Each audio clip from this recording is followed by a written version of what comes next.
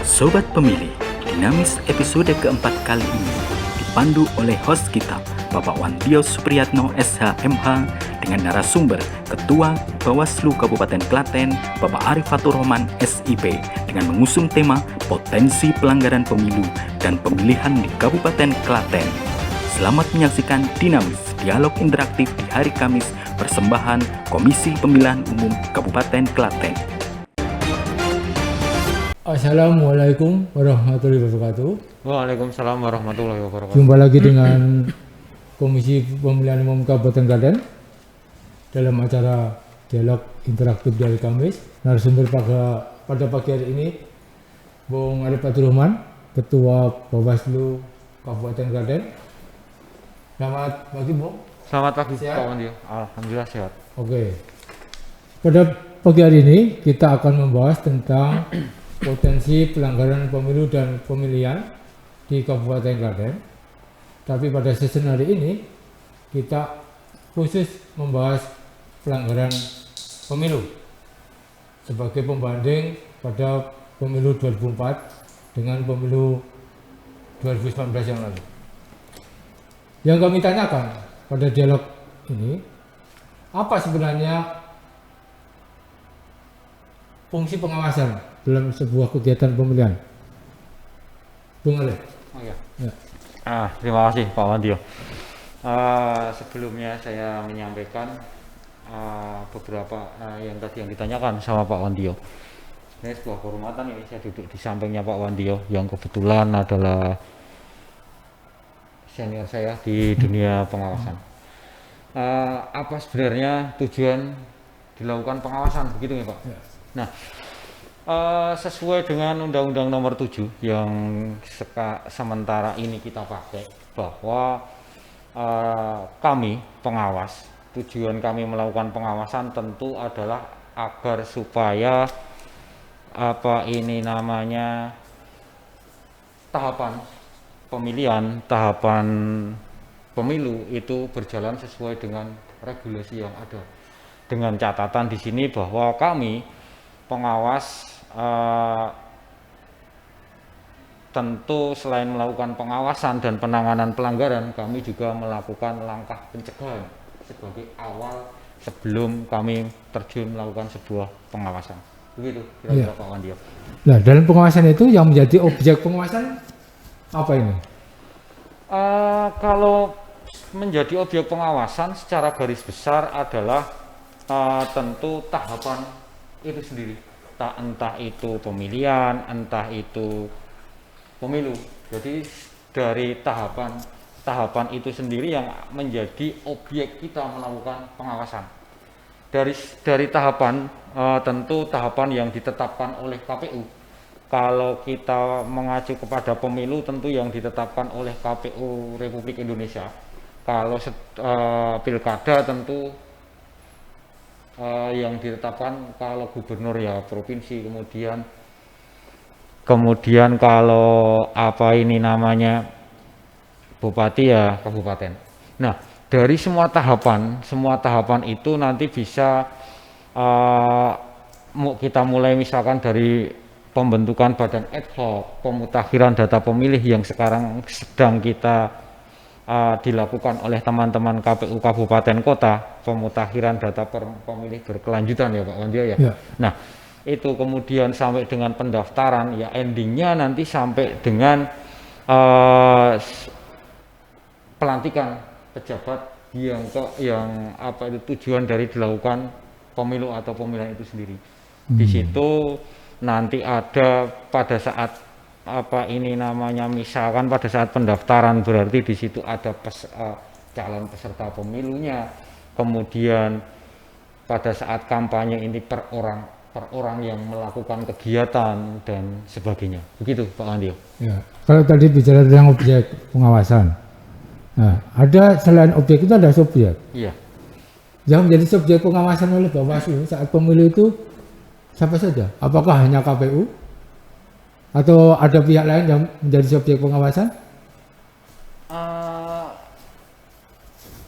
Sebenarnya kalau kalau KPU itu masuknya cenderung ke objek Pak Wandyo.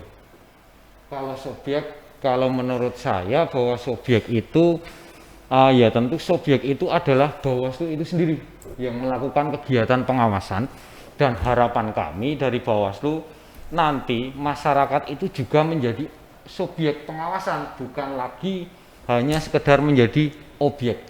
Dalam artian begini, bahwa Bawaslu dalam periode ini sedang gencar-gencarnya melakukan sosialisasi pengawas partisipatif, mulai dari soswatif, kemudian Bawaslu membuat sekolah kader pengawasan, kemudian Bawaslu membentuk desa anti money politik, desa pengawasan, dan sebagainya. Nah, ini bagian dari Bawaslu agar supaya yang melakukan kegiatan pengawasan ini tidak hanya sekedar kami Bawaslu saja, tetapi juga masyarakat berperan aktif. Jangan lagi masyarakat itu hanya sebagai objeknya saja pada saat kegiatan pemilu maupun pemilihan. Begitu, Pak.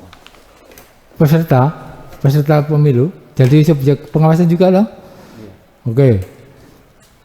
Pada saat pengawasan itu memakai metode. Nah, sekarang kami ingin tahu metode apa saja yang dipakai Bawaslu dalam rangka melakukan pengawasan pemilihan. Oh ya. Pemilihan umum saja.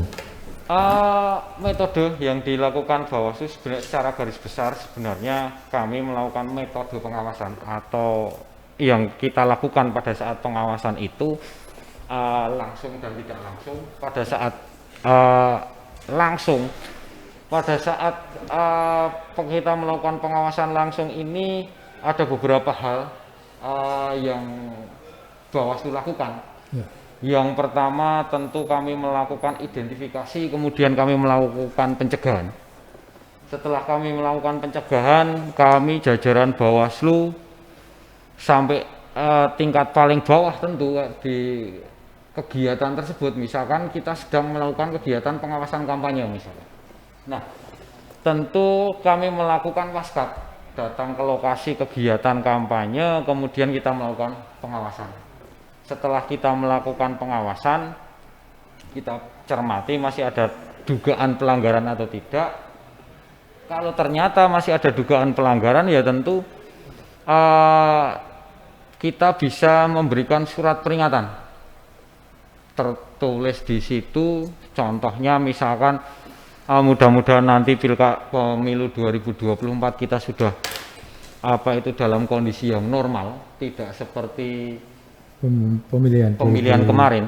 Nah, kalau memang bisa terjadi seperti pemilihan kemarin, jajaran pengawas kami ini setiap turun ke lapangan, kami sudah bekali mereka selain form A, kami bekali surat teguran atau surat peringatan apabila terjadi pelanggaran di tempat. Begitu. Oh iya, oke. Nah. Saat melaksanakan pengawasan, ada sesuatu yang perlu kami tanyakan ke Bawaslu. Ada dua persoalan. Jika pada saat pengawasan Bawaslu menemukan sebuah tindakan yang mengarah pada percobaan pelanggaran atau menemukan tindakan pelanggaran yang sudah terjadi, apa sikap Bawaslu pada saat itu antara dua kejadian yang berbeda ini? Iya. Apabila kami sedang melakukan waskat, pengawasan melekat, kemudian terjadi sebuah pelanggaran. Apabila terjadi sebuah pelanggaran, surat himbauan, surat pencegahan. Di sini kami sebut langkah awal kami adalah pencegahan. Apabila kita sudah melakukan pencegahannya, sudah kami kirim surat untuk pencegahan, bahkan kawan-kawan Panwas di tingkat bawah itu sudah datang ke panitia, misalkan ini kita bahas soal kampanye ya Pak Wandia. Terjadi sebuah pelanggaran, ya tetap terjadi sebuah pelanggaran, tentu akan kita tegur di tempat. Untuk biar pelanggaran itu tidak terlalu masif lagi. Tidak masif. Tetapi apabila ternyata mereka tetap menjalankan kegiatan dan akhirnya terjadi pelanggaran, ya tentu dilakukan penanganan pelanggaran dari divisi pengawasan berpindah ke divisi penanganan pelanggaran. Nah, Ini kalau kegiatan kampanye. Tetapi ada misalkan kita sedang melakukan pengawasan pemutakhiran data pemilih. Ada sebuah misalkan pada saat coklit misalkan Pak Wandyo. Ya. Misalkan pada saat coklit ternyata ada sebuah pelanggaran, misalkan anggota PPDP-nya tidak mendatangi ke rumah-rumah. Ya tentu kita membuatkan rekomendasi kepada apa ini namanya, tentu mulai dari bawah dulu Pak Wandyo, karena penemunya adalah misalkan Panwas kecamatan, untuk merekomendasi untuk dilakukan perbaikan dalam artian biar tidak terjadi pelanggaran dan sebagainya. Begitu Pak Wandyo. Jadi kalau mendengar apa yang diberikan tadi, desain tujuan pengawasan itu metode awalnya adalah untuk mencegah terjadinya pelanggaran. Ini sebuah metode yang bagus, tidak semata-mata menindak agar peserta pemilu itu tidak melakukan pelanggaran yang berkelanjutan. Nah, sekarang pada saat pengawasan, mesti Bawaslu menemukan hasil. Nah, sebenarnya hasil pengawasan itu kalau dalam versi Bawaslu apa saja hasilnya? Sebenarnya hasil sebuah pengawasan itu cuma ada satu Pak Wan. Form A namanya. Nah, di form A ini itu akan diuraikan oleh jajaran pengawas di setiap tingkatan tentunya. Diuraikan apa yang terjadi dari kegiatan pengawasan yang dilakukan. Misalkan kami jajaran Bawaslu yang biasa dilakukan Bawaslu langsung turun ke lapangan, misalkan pada saat pemutakhiran data pemilih.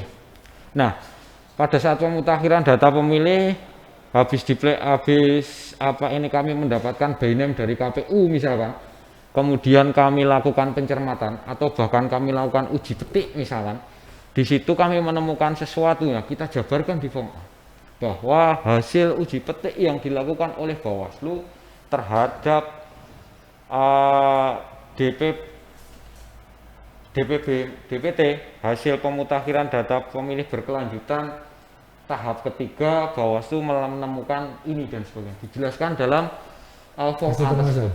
Nah, setelah itu dari form A itu tersebut kalau kami plenokan berlima di anggota bersama dengan anggota Bawaslu yang lain, kemudian kalau memang terjadi sebuah pelanggaran, ya tentu dari divisi pengawasan dilakukan penindakan oleh divisi penanganan pelanggaran. Begitu Pak Wandi. Oh, berarti dari hasil pengawasan itu kemudian dibawa ke pleno, kemudian diputuskan hasil dari pengawasan itu nanti mau seperti apa ketindaklanjutannya. Nah, itu kalau yang berkaitan dengan misalnya tadi dicontohkan oleh KPU.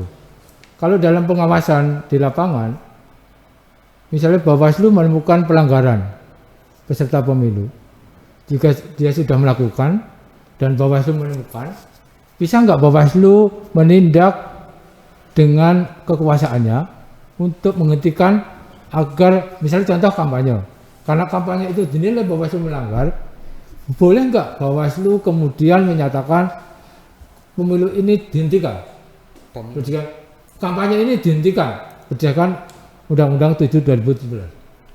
Sesuai dengan regulasi yang sedang kita pakai, bahwa tadi saya sampaikan saya sampaikan di depan, apabila terjadi sebuah pelanggaran, apabila terjadi sebuah pelanggaran, misalkan kemarin pelanggaran prokes misalkan Pak Wandio.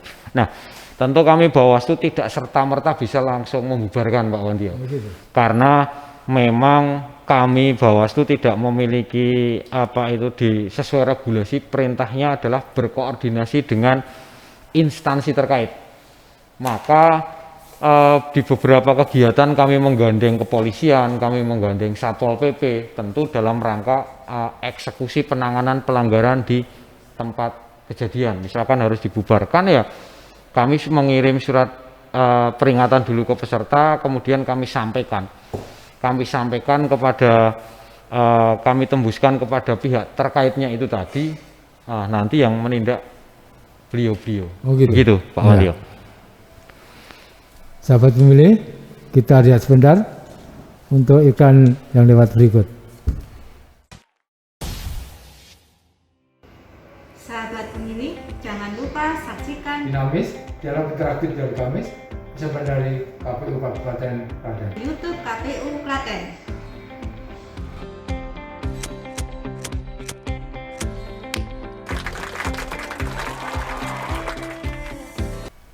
Kembali lagi di acara dinamis dengan narasumber tetap masih Bung Arif Paturoman, Ketua Bawaslu Kabupaten Klaten. Ini Ketua Bawaslu paling lama sepanjang sejarah karena mungkin berkali-kali menjadi pengawas pemilu dan pemilihan dan melampaui rekor Ketua pengawas sebelumnya. Nah, selama menjadi pengawas ini, bagaimana kesan Bung Arif selaku Ketua Pengawas, bagaimana kesadaran masyarakat, kesadaran peserta itu berarti para calon anggota legislatif maupun stakeholder lainnya dalam rangka ketaatan untuk selalu taat dengan undang-undang pemilihan. Pemilihan umum maksud saya. Ya. Terkait dengan kesadaran masyarakat di sini di Kabupaten Klaten khususnya, sebenarnya kesadaran masyarakat dalam berpartisipasi, dalam artian berpartisipasi, kalau di kami tentu berpartisipasi aktif dalam melakukan kegiatan pengawasan atau menjadi pengawas partisipatif, cenderung sebenarnya sudah, kalau menurut pandangan atau data kami itu lebih baik daripada misalkan di kami pertama itu Pilgub 2018 kemarin dengan berjalannya waktu sampai dari untuk pemilu 2019 sampai pemilihan 2020 kemarin, animo masyarakat sudah mulai bagus. Dalam artian bagus begini, jadi masyarakat sudah mulai tergerak hatinya, merasa bahwa pemilu ini adalah tanggung jawab masyarakat sendiri juga. Maka ada beberapa masyarakat yang kadang memberikan informasi kepada jajaran kami, sampai dengan beberapa laporan dari penanganan pelanggaran bahwa sebagian diantaranya itu bukan temuan lagi jajaran pengawas, Pak Wandyo. Ada yang berdasarkan laporan masyarakat, walaupun melaporkan tetapi kemudian syarat formilnya belum memenuhi unsur misalkan, yaitu kami jadikan sebagai informasi awal, kami coba melakukan penelusuran dan sebagainya. Nah, berdasarkan hal tersebut, maka kalau menurut saya pribadi bahwa masyarakat sudah mulai andil, termasuk juga bahwa Bawaslu ini sedang mengembangkan pembentukan desa anti money politik dan desa pengawasan. Bahkan kami tidak perlu menawarkan kepada desa-desa, tetapi beberapa desa itu sudah menawarkan diri. Apa tujuannya dibentuk desa apa namanya? Desa pengawasan dan desa anti money politik. Desa anti money politik. Nah, desa pengawasan tentu tujuannya adalah bahwa masyarakat ini setidaknya dalam satu desa ini sama-sama berperan aktif dalam pengawasan, Pak, dalam melakukan pengawas partisipatif. Bagaimana satu desa ini berupaya melakukan pencegahan biar tidak terjadi pelanggaran. Dan kemudian desa anti money politik ini adalah bagaimana bahwa satu desa ini semuanya menolak adanya money politik. Nah, terkandung maksud begini, Pak Wandyo. Dulu kami sosialisasi di tingkat kabupaten. Kami undangnya tokoh-tokoh tingkat kabupaten, tokoh-tokoh tingkat kecamatan dan sebagainya kami undang. Tetapi ini kita ubah. Jadi dulu dari atas ke bawah, kita mencoba dari bawah ke atas. Dan harapannya bisa kita bayangkan bahwa calon anggota legislatif misalkan, beliau datang ke sebuah desa, kemudian dia menyampaikan bahwa nanti saya akan mengasih nominal sekian misalkan. Tetapi kalau masyarakat itu semua menolak, berarti kan money politik tidak akan terjadi. Tetapi kalau dibalik, calon anggota legislatifnya sudah, wah saya nggak mau pakai uang, saya maunya apa ini namanya, pakai program standar, pokoknya saya nggak mau pakai uang. Tapi ternyata begitu sampai di lapangan, masyarakat menginginkan, begitu dia datang, masyarakat wani piro dan sebagainya. Nah akhirnya mungkin karena calon anggota legislatifnya ini kepengen jadi, akhirnya ya gelem raglem jadi pakai uang misalkan. Nah ini yang kita harapkan. Jadi harapan kami nanti slogan yang berkembang di masyarakat yang dulunya itu wani piro berubah menjadi kowe iso ngopo. Ini yang berusaha kita sampai bisa kita bayangkan, Pak. Nanti 401 desa dan kelurahan di Kabupaten Klaten ini semua terbentuk menjadi desa anti money politik atau desa pengawasan. Bisa kita bayangkan mungkin kabupaten, walaupun mungkin nanti bukan kita yang menikmati, Pak Wandio. Yang penting pada saat sekarang kita coba membuat sebuah pondasi mengawali, kalau tidak sekarang kapan lagi kan seperti itu. Ya, berarti kalau seperti itu sesuai dengan kajian Bawaslu, money politik itu yang terpenting konstituen, bukan pesertanya. Maksudnya bagaimana? Berarti kan money politik itu kalau dibentuk masyarakat sadar money politik, oke? Iya. Nah, berarti kan masyarakat berarti menjadi kunci utama terhadap adanya praktek money politik. Nah, bukan calegnya menurut persepsi Bawaslu. Dua-duanya Pak Wandio. Jadi begini, intinya adalah siapapun yang memulai, harapan kami kita mulainya dari masyarakat. Kalau misalkan masyarakat semua sudah menolak, berarti kan apa ini namanya, calonnya juga tidak akan melakukan money politik. Tetapi kalau kondisinya delalah dibalik, yang mau nyalon itu tidak mau pakai money politik, tetapi masyarakat minta, ya akhirnya mau nggak mau terjadilah money politik, kan seperti itu. Ya. Oke. Sesuai dengan apa yang terjadi di dalam sebuah konteks pemilihan umum di Indonesia, memang disinyalir banyak terjadi transaksi money politik. Disinyalir terjadi praktek transaksi politik. Nah, kalau di luar negeri terjadi kontrak politik. Nah, sekarang sebenarnya boleh nggak sih masyarakat melakukan kontrak politik dengan caleg? Kalau jadi nanti akan bangun ini, tetapi memakai uang APBD misalnya, jadi anggota DPRD, boleh berarti? Kalau seperti itu? Iya, tetap tidak boleh.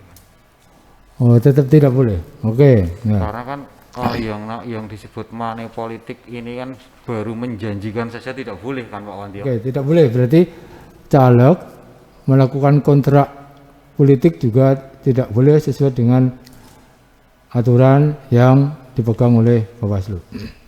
Nah, sekarang kita lanjut pertanyaannya. Menurut Saudara Bung Arif Fathur-Rahman, Kabupaten Klaten ini termasuk rawan nggak sih terhadap potensi pelanggaran pemilihan pada saat pemilu, bukan saat pilkada. Kalau di pilkada jelas kita masuk dalam kategori rawan. Di konteks pemilihan umum, silakan. Ya. Sebenarnya untuk menyebut rawan dan tidak rawan tentu ada beberapa mekanisme yang harus kita lalui. Kalau mengacu kepada pilkada 2020 kemarin, kalau mengacu kepada pilkada 20 kemarin memang di Kabupaten Klaten ini termasuk kabupaten yang tingkat indeks kerawanannya tinggi, Pak Wandio. Ya. Nah, ini kalau kita mengacu kepada pilkada kemarin. Tetapi kembali kepada peran kami pengawas, yang tentu salah satunya adalah melakukan pencegahan.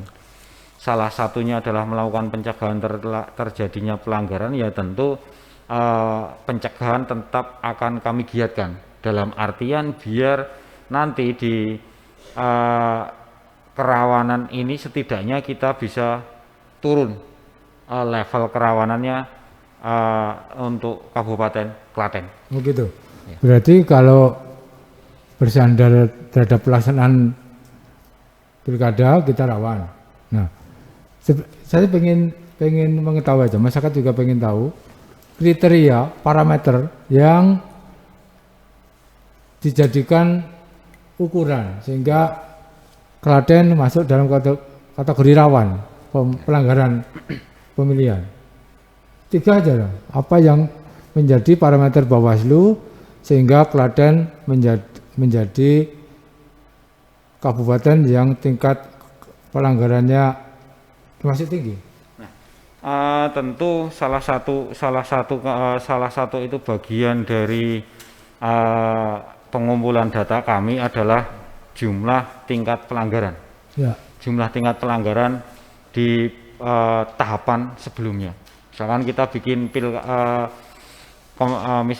bikin IKP, indeks kerawanan pemilu dari untuk pemilu 2019 misalkan. Nah, kita lihat dari data sebelumnya tentu, bahkan dulu kami pernah memakai data jumlah pelanggaran itu dari Pak Wandio pada saat masih menjabat di Panwas Kabupaten Klaten.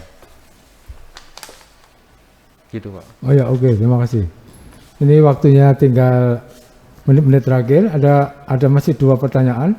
Yang terakhir pertanyaan dari KPU, menurut persepsi Bawaslu pada saat pemilu, bagaimana sikap ASN di Kabupaten Klaten? Adakah oknum ASN yang tidak netral? Dan jika menemukan ASN yang tidak netral, perbuatan apa yang beliau lakukan? Terima kasih. Kalau menyebut adakah ASN yang tidak netral, ya tentu indikasi kami tentu ada. Tetapi yang tentu yang mereka lakukan ya tentu mengikuti atau melakukan larangan-larangan terkait dengan netralitas ASN itu sendiri, termasuk dia melakukan kegiatan yang mengarahkan untuk memilih seseorang dan sebagainya, gitu Pak Wandio. Oke, ini ada penutup, ini ada pertanyaan dari pemirsa, dari sahabat pemilih lewat WA yang masuk ke saya. Pertanyaannya, adakah pelanggaran pemilihan yang ditemukan Bawaslu yang sampai disidangkan di Pengadilan Negeri Klaten? Untuk pilkada 2020 tidak ada. Pemilu Untuk pemilu 2019 juga tidak ada. Sama. Jadi di Bawaslu tidak ada satupun dugaan pelanggaran yang sampai di Bawaslu Klaten maksudnya, yang sampai ke pengadilan. Berarti kalau jawabannya tidak ada, pertanyaan kedua tidak usah dilanjutkan. Ya, karena dengan adanya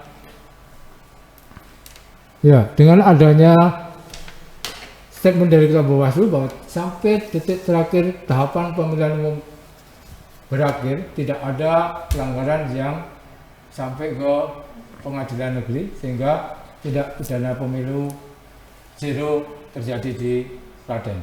Nah, berarti ini kabar baik, tanda baik bahwa pemilihan umum di Klaten berlangsung dengan sangat baik. Dan sebagai closing statement, silakan. Bung Arif, silakan untuk menutup di acara pagi hari ini. Ya, jadi di Kabupaten Klaten tadi saya sampaikan bahwa kami yang pertama melakukan pencegahan, dan harapan kami bahwa masyarakat berperan aktif untuk melakukan kegiatan pengawasan, kemudian menolak terjadinya money politik. Bahwa yang lebih utama adalah apabila masyarakat itu tidak menginginkan terjadinya korupsi dan sebagainya, maka Dengan kata lain bahwa jangan berharap bahwa Indonesia ini bebas korupsi apabila suara rakyat masih bisa dibeli. Itu saja, terima kasih. Demikian sahabat pemilih, dialog kami, bincang-bincang kami dengan Ketua Bawaslu Kabupaten Klaten. Mudah-mudahan bermanfaat.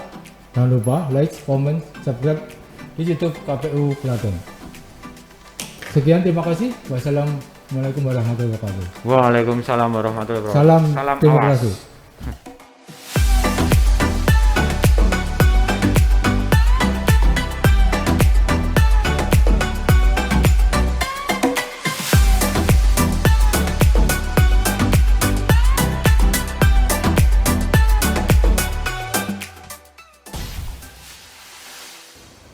Sahabat pemilih, jangan lupa saksikan Dinamis, dialog interaktif dari Kamis, sebenarnya dari KPU Kabupaten Klaten. YouTube KPU Klaten.